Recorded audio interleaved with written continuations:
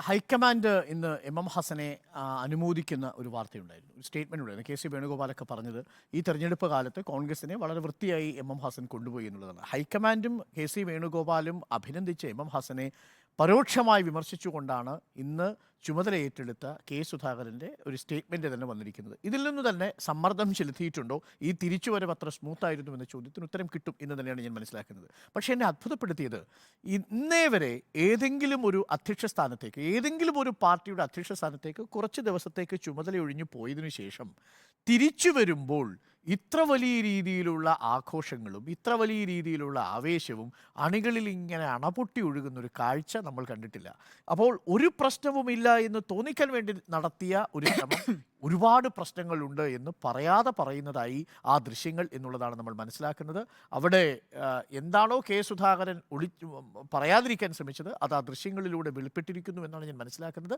തീർച്ചയായും സമ്മർദ്ദം ചെലുത്തി, ഒരു ഘട്ടത്തിൽ ഭീഷണി വരെ ഉണ്ടായിരുന്നു എന്ന് തന്നെയാണ് നമ്മൾ മനസ്സിലാക്കുന്നത്. നേരിട്ട് BJP-യിലേക്ക് പോകുമെന്നല്ലെങ്കിൽ പോലും അത്തരം സൂചനകളാണ് പരോക്ഷമായി കെ സുധാകരൻ നൽകിയിരിക്കുന്നത് എന്നാണ് ഞാൻ മനസ്സിലാക്കുന്നത്. ഇനി ഒരു ദിവസം പോലും വൈകിപ്പിക്കാതെ തന്നെ അതിലേക്ക് പോവുക എന്നുള്ളതാണ്.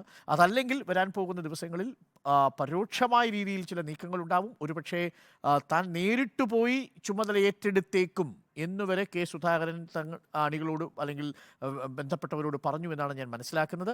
അത് ഒരു എംബാരസ്മെൻ്റ് സിറ്റുവേഷൻ ഉണ്ടാക്കും. ഇന്ദിരാഭവനിലേക്ക് കെ സുധാകരൻ വന്ന് അധികാരം ബലപ്രയോഗത്തിലൂടെ ഏറ്റെടുക്കുന്നതടക്കമുള്ള കാര്യങ്ങൾ ഒരുപക്ഷെ നടന്നേക്കുമായിരുന്നു. അതെല്ലാം ഒഴിവാക്കാൻ വേണ്ടി തന്നെയാണ് ഹൈക്കമാൻഡ് അത്തരത്തിലൊരു തീരുമാനമെടുത്തിരിക്കുന്നത്. എന്തായാലും താൽക്കാലികമായി വെടിനിർത്തിയെങ്കിലും ആ വെടിനിർത്തലിനുള്ളിലുള്ള അസ്വാരസ്യങ്ങൾ ചെറുതല്ല. അതുകൊണ്ട് തന്നെയാണ് അവിടെ ഹസൻ ഉണ്ടായിരുന്നില്ല, അവിടെ പ്രതിപക്ഷ നേതാവ് ഉണ്ടായിരുന്നില്ല, രമേശ് ചെന്നിത്തല ഉണ്ടായിരുന്നില്ല, മുതിർന്ന നേതാക്കൾ ആരും തന്നെ ആ ഘട്ടത്തിൽ അവിടെ കാര്യമായിട്ടുണ്ടായിരുന്നില്ല.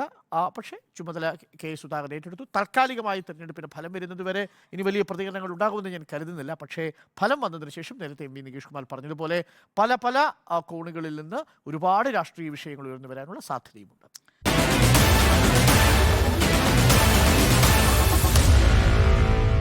Meet the editors.